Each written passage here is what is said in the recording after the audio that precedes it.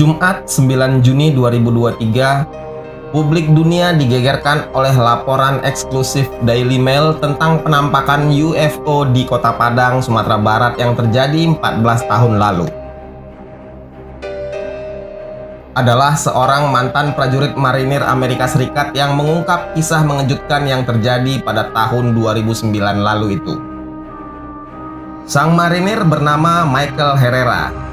Dia adalah seorang penembak jitu yang dikirim dalam misi kemanusiaan Angkatan Laut saat terjadi bencana gempa bumi dan tsunami di Sumatera pada tahun 2009.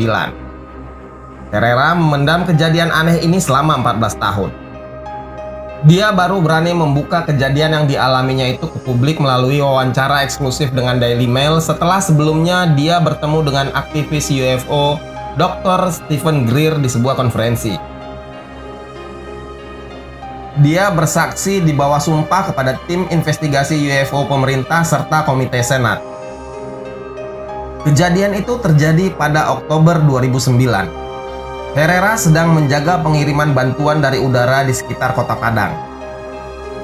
Bersama 5 anggota marinir lainnya, Herrera diturunkan di bagian timur laut Kota Padang dengan helikopter dan kemudian mendaki ke sebuah bukit untuk mengambil pasokan bantuan yang diterjunkan dari udara. Saat itulah, tiba-tiba dia melihat pesawat aneh berbentuk segi delapan melayang di angkasa. Bentuknya segi delapan dengan piramida di atasnya yang berwarna hitam. Menurut pengakuannya, benda yang mereka lihat itu berukuran sangat besar, sekitar seukuran lapangan sepak bola.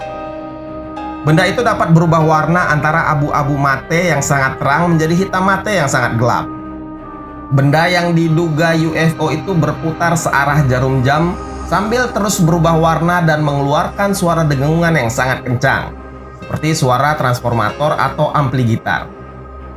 Benda asing itu seperti memiliki sisik di bagian luar yang menutupi seluruh tubuh pesawat. Ketika mereka hendak mendekati benda asing itu, tiba-tiba Herrera dan 5 temannya disergap 8 orang yang mengenakan seragam taktikal kamuflase serba hitam. 8 orang itu juga dilengkapi dengan rompi anti peluru, senapan, dan alat penglihatan malam kelas atas yang biasanya digunakan pasukan elit Amerika. Tapi, tak ada tanda pengenal dari satuan manapun di perlengkapan mereka. Mereka mengacungkan senjata ke arah kami. Kami dapat mendengar suara tuas pengaman senjata mereka lepas. Begitu kata Herrera. Pasukan tak dikenal itu menodong dan mengancam Herrera dan kawan-kawannya. Kemudian mereka mengambil senjata para marinir itu, membuang amunisinya dan kemudian memindai ID militer Herrera dan kawan-kawannya. Dari logatnya, Herrera dapat memastikan pasukan tak dikenal itu adalah orang Amerika. Saat itu, Herrera juga melihat mereka memuat kotak senjata besar dan kontainer dari beberapa truk Ford F-350 ke platform di bawah pesawat itu. Saat 2 truk terakhir selesai membongkar muatan, platform pesawat aneh itu naik dari tanah sekitar 3 meter dan menyatu menjadi satu bagian dengan pesawat induknya. Pesawat aneh itu kemudian naik dan melewati pepohonan lalu meluncur menuju laut dengan kecepatan sekitar 4.000 mil per jam. Setelah pesawat pergi, 8 tentara tak bertanda itu kemudian mengembalikan senjata mereka dan menggiring mereka untuk pergi. Pada awal Desember 2009, Herrera kembali ke Camp Hansen di Okinawa, Jepang. Dia disuruh melapor ke kantor, di mana dia berjumpa dengan seorang letnan kolonel angkatan udara berseragam lengkap tapi tidak beridentitas. Herrera menceritakan bahwa sang perwira tak dikenal itu mengancamnya untuk tidak berbicara kepada siapapun tentang apa yang terjadi, termasuk pada rantai komandonya atau bahkan kepada seorang jenderal sekalipun. Jika tidak, dia bisa masuk penjara atau mati. Sang letnan kolonel kemudian menyelipkan sebuah kertas pada Herrera. Satu-satunya hal yang dapat saya ingat adalah tertulis top secret, sensitive compartment information, dan ada Indonesia di dalamnya. Begitu Herrera menjelaskan. Sampai berita itu diturunkan, belum diketahui jelas apa sebenarnya yang terjadi. Tidak diketahui juga apa hubungan pesawat aneh mirip UFO itu dengan Indonesia. Namun demikian, kejadian penampakan UFO di Indonesia sebenarnya sudah memiliki sejarah yang cukup panjang. Bahkan orang yang mempercayai adanya UFO di Indonesia bukanlah tokoh sembarangan. Dia adalah Raden Yakob Salatun, seorang perwira tinggi bintang 2 Angkatan Udara Republik Indonesia. Marsekal Muda Yakob Salatun adalah pendiri Lembaga Penerbangan dan Antariksa Nasional atau LAPAN. Yakob dikenal sangat mempercayai keberadaan UFO yang menurutnya bisa dijabarkan secara ilmiah. Hingga akhir hayat, Yakob masih mempercayai keberadaan piring terbang. Riset-riset dan keyakinannya akan benda luar angkasa ini membuat Yakob Salatun dijuluki sebagai Bapak UFO Indonesia. Dalam buku UFO, salah satu masalah dunia masa kini terbitan tahun 1982, Yakob menceritakan sebuah kisah aneh tentang kedatangan makhluk yang diduga alien di Kepulauan Alor pada tahun 1959. Diceritakan awal Juli 1959, penduduk Alor geger dengan munculnya 6 manusia aneh dengan tinggi rata-rata 180 cm, berkulit merah, berpakaian biru tua dengan lengan panjang, dan bisa melompat sangat tinggi. Di Pulau Pantar, para alien ini menculik anak berusia 6 tahun. Tapi anak itu kemudian bisa diselamatkan, namun dia tidak bisa mengingat apapun yang terjadi. Karena meresahkan, satuan polisi di Alor di bawah Komandan Polisi Alwi Al-Hadad kemudian bergerak memburu manusia-manusia aneh itu di hutan sebelah timur Kalabahi, tempat di mana mereka sering muncul. Para polisi dibekali oleh senjata otomatis dari jenis Brand hingga Thompson. Tepat tengah malam, alien-alien itu muncul. Polisi yang panik lalu mulai memberondong mereka dengan tembakan. Tapi kemudian polisi tidak menemukan apapun. Tak ada mayat yang tersisa. Tetesan darah pun tidak ada. Hanya pohon-pohon yang berlubang karena tembakan peluru polisi. Setelah terjadinya insiden yang tak masuk akal tapi nyata di Pulau Alor dan Pulau Pantar ini, kabar mulai menyebar kemana-mana. Warga menjadi sangat heboh dan beredar cerita-cerita sensasional selama berminggu-minggu. Kemudian warga dikumpulkan oleh kepolisian dan ceritanya pun mulai diredam. Karena insiden ini sangat tak mungkin dan tak masuk akal. Pasca kejadian di Alor itu, beberapa tahun kemudian dilaporkan benda asing terbang kembali muncul di Surabaya. Peristiwa itu terjadi saat kampanye konfrontasi Dwi Korah Ganyang Malaysia. Benda-benda asing itu ditembaki oleh pasukan Indonesia dengan meriam penangkis serangan udara. Yang saya ketahui itu, yang sangat menarik perhatian bagi saya, itu saya mulai menulis mengenai piring terbang itu tahun 50-an. Dan ternyata banyak kejadian di Indonesia yang mirip aja dengan luar negeri. Terus terang aja, Indonesia kejadiannya itu ada hal-hal yang unik yang di luar negeri tidak ada.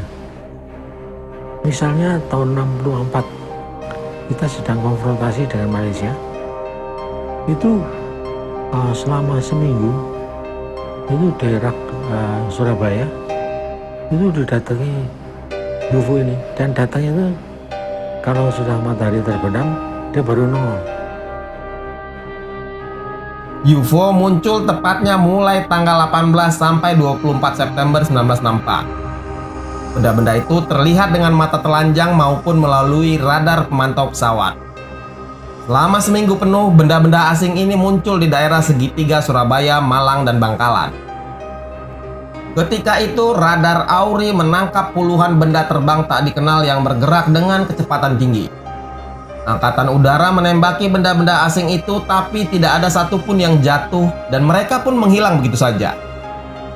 Waktu itu, banyak yang menyangka bahwa benda tersebut adalah mesin-mesin perang terbaru milik Inggris yang diterbangkan dari kapal induk Victorious. Namun hal itu tidak bisa dibuktikan.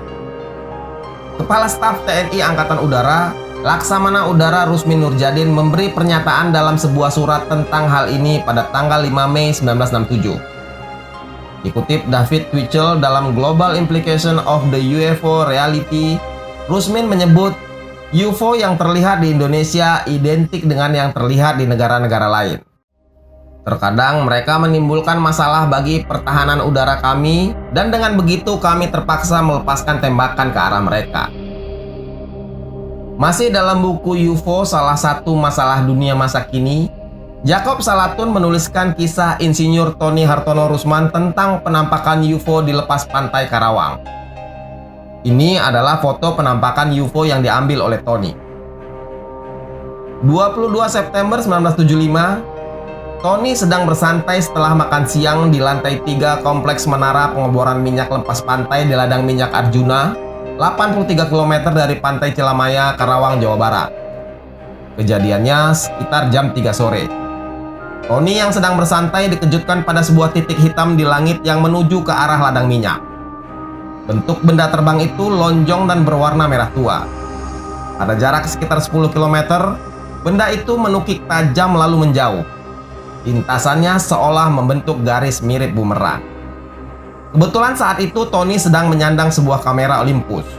Dengan cepat dia segera membidikkan kameranya ke arah benda terbang tak dikenal itu dalam waktu 1 menit.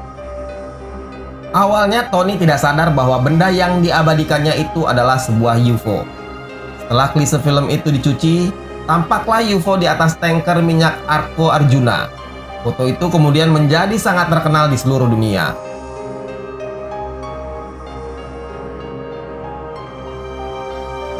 Dua tahun sebelumnya, tepatnya tahun 1973, pernah dilaporkan ada penampakan UFO di Bali. Tempatnya di Gunung Agung, Kabupaten Karangasem, Bali. Foto UFO di Gunung Agung ini menjadi foto UFO pertama di atas wilayah Indonesia. Foto UFO ini dibuat oleh seorang wisatawan Jepang bernama Ryo Terumoto. Pada tanggal 17 Agustus 1973, sekitar jam 2 siang, Ryo sedang memotret keindahan Gunung Agung dari dalam mobil. Setelah fotonya dicetak, ia terkejut melihat adanya sebuah benda berbentuk cakram yang melayang di depan gunung tersebut. Fotonya kemudian dimuat di majalah Hito to Nippon terbitan Maret 1974. Ada lagi kisah lain tentang UFO di Indonesia. Kisah itu diceritakan oleh anak sulung Presiden Soekarno, Guntur Soekarno Putra. Dalam sebuah artikel yang dipublish media Indonesia pada 22 Agustus 2020, Guntur menceritakan pengalamannya menjadi saksi UFO yang mendarat di Jalan Sriwijaya Raya, Kebayoran Baru, Jakarta Selatan, tepat di sebelah rumah almarhumah Ibu Fatmawati. Dalam artikel itu dia menceritakan kejadian itu terjadi pada sore hari mendekati maghrib. Seorang pembantu bernama Samadi tengah membersihkan ruang latihan suara Mahardika pimpinan Guru Soekarno Putra. Saat itu, dia melihat di tembok pagar belakang rumah bayangan seseorang sedang bertengger di atas tembok. Dia mengira orang tersebut adalah pencuri yang hendak meloncat pagar untuk masuk ke dalam rumah. Akan tetapi anehnya Samadi tidak dapat berbuat apa-apa. Dia hanya diam terpaku melongo tak bergerak sedikit pun. Anggota suara Mahardika yang belum pulang tiba-tiba berteriak karena melihat sebuah piring terbang melayang ke udara dari halaman belakang rumah tempat mereka latihan tadi. Mereka berteriak histeris dan mengejar piring terbang yang melayang ke arah Stadion Utama Gelora Bung Karno. Esok paginya, Guru segera menghubungi Lapan. Hari itu juga, tim dari Lapan yang dipimpin langsung oleh Jacob Salatun datang dan memeriksa seluruh lokasi kejadian, termasuk pemeriksa Samadi. Samadi, sang pembantu itu tampak linglung. Dia terkena extraterrestrial syndrome, fenomena sindrom bagi orang yang shock bertemu dengan alien. Saat tim pemeriksa datang, lokasi pagar rumah itu masih penuh dengan radiasi elektromagnetik yang membuat pohon-pohon pisang tetangga belakang hangus terbakar. Peristiwa yang terjadi sekitar tahun 1970-an itu disaksikan lebih dari 3 orang. Menurut Marsekal Muda Jacob Salatun, kejadian ini dapat dikategorikan sebagai peristiwa akurat, benar-benar terjadi dan harus didokumentasikan.